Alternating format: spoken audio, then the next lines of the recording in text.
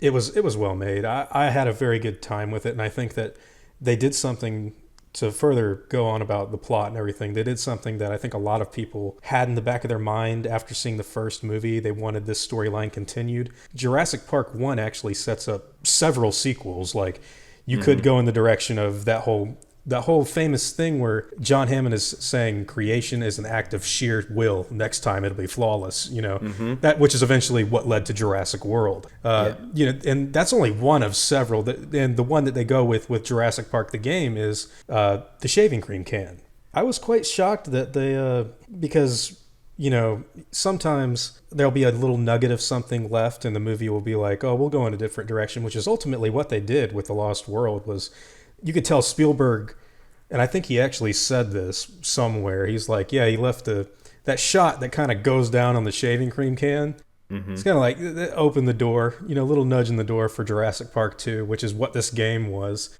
And then I already talked about Petticoat Lane. And I mean, you could go down to when the T-Rex roars and the banner falls and it says, when dinosaurs ruled the earth. Yeah. So that there's so many things that are like, nobody thought that there wouldn't be a Jurassic Park 2, but they ultimately picked something that no one expected with Lost World, which I rather enjoyed. I think Lost World's great, but I do think that this is probably Jurassic Park 2 proper. I know what you mean by that. Yeah, this feels like a continuation. Jurassic Park 2. Yeah.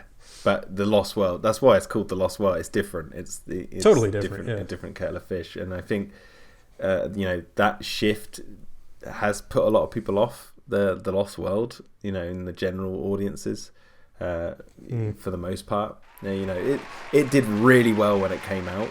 It was quite popular when the internet got a hold of it. Oh my word! But here, I want to throw this out there though, because but now it's getting loads of love again. Though. Yeah, this is the thing. It's building back up thanks to people like you, who, putting content out there. Like the whole, a good example is the whole Roland Tembo Nick Van Owen song. Oh yeah, that's great, isn't it? Dude, I didn't even know that until you made a video about it, and that made me love The Lost World even more. I was like, I didn't know I could love The Lost World more. Now I know I can, because I didn't even know about this. Oh. So, yeah, it's like, I think, don't get me wrong, I'm not saying everyone hates it now. I think there's a lot of love for it, and I think, with a new Jurassic on the horizon, there's going to be lots of, love for it more in the future. But I think so too. Yeah, but there was this, there's this difference between it in style, the with Lost the World first style film. Whereas this game feels aesthetically and visually like the first film. It's very much a number 2. It's I guess just as much as you could say Jaws 2 or Rocky 2, this would be your Jurassic Park 2, whereas The Lost World is much more like Terminator 2 or Aliens. Like, it's completely different. You know what I mean? Shifts up. It's so weird that you brought that up though, because I was planning on doing a video in the future. This will probably be out of the video, but whatever. I was planning on doing a question where I would ask, is the Lost World still, can we still call it underrated? Because I truly think a lot of people enjoy it way more than they did 3 years ago. I feel like people are coming back. Like when Chris Stuckman did his review of the Lost World, and where he was like, I don't agree with any of the criticisms people say. Yeah, he helps with some of the love that came back for a lot of the online movie critics. What's so weird is every time I've heard anyone criticize the film, it's always they're grasping for straws. Yeah, that's how I've always heard it.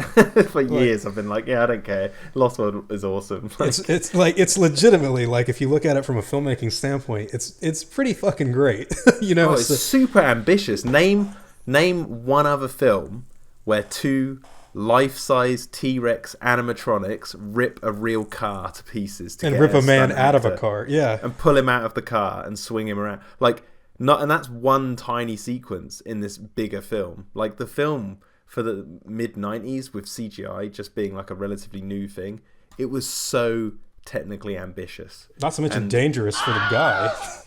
Yeah, and but just on a scale of what they wanted to do with it. Because they always said, Jurassic Park, they needed to convince the audience that they could make dinosaurs, live and breathe again.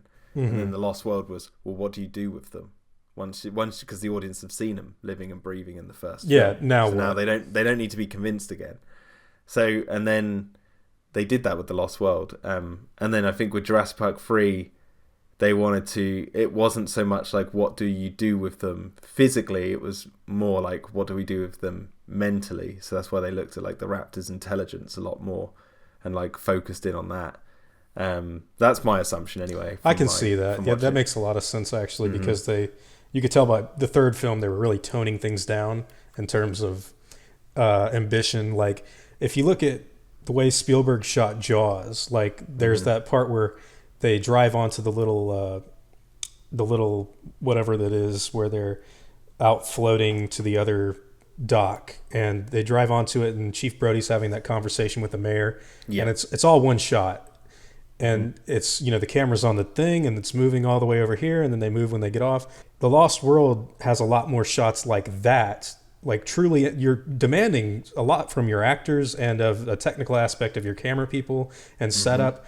Whereas Jurassic Park didn't really have shots like that. He directed Jurassic Park a bit much more like he would direct E.T. maybe. It was a bit different. So when he did Lost World, like I went over this, I don't remember what video it was, but there's the whole part where we start with the aerial kind of elevated shot looking at the trailer falling over the cliff, and we're watching the gears go through Eddie's head of how the hell he's going to save his friends. And he's throwing like stuff out of the car and grabs the rope and ties it around the stump, and then we go into the trailer, and then we look down, like it goes into a special effects shot. Yeah, it like merges with a special effects shot when it looks down. You can't tell me that that's not great filmmaking and great storytelling. It goes from a set. It goes from a set to an outside set. Yeah, like there's two different like completely different shots in one, blended perfectly. They do that in Jurassic World as well. The shots like that. With the fight scene is the big one. The whole fight scene at the end, does that same thing where it blends camera shots together. That's incredibly well done too. Bravo to Trevorrow for that, because that was a spectacle. That's one of my favorite shots in the entire franchise, is when it goes from Claire lying on the ground up over the T-Rex and Indominus fighting right close to their jaws as they're snapping at the camera, and then back down to Claire as the T-Rex gets slammed onto the ground behind her and she's crawling away.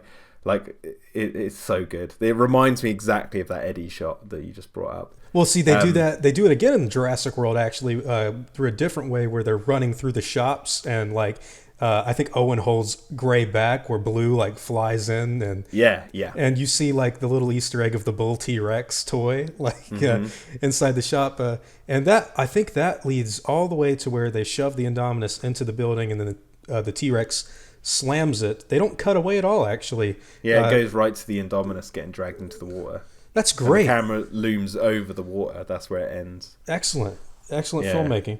But well, we went off on a crazy tangent. Yeah.